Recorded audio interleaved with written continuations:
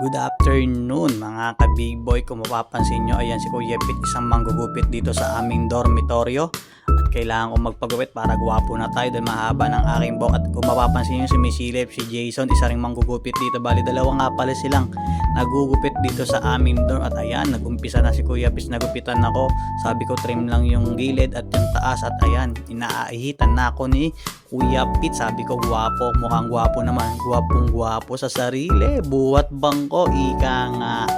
At ayan, tamang ahit lang si Kuya Pete, tamang chill lang sa mga gusto nga palang magpagupit. PM nyo lang po ang aking Kuya Pete, isa malupitang manggugupit dito sa Nelly Taoyuan, Taiwan. At ito ang kanyang FB page.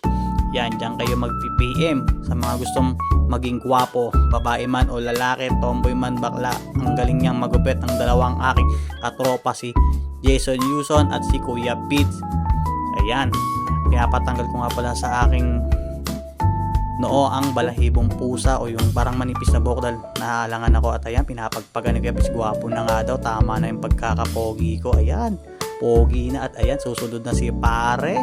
Kanina pa nag-aantay dahil nauna yan sa akin, siningitan na ako. At eto, pagkatapos ko nga pala magpagupit, nagpakulay ako kay Jericho. Shoutout nga pala paring Jericho sa suporta.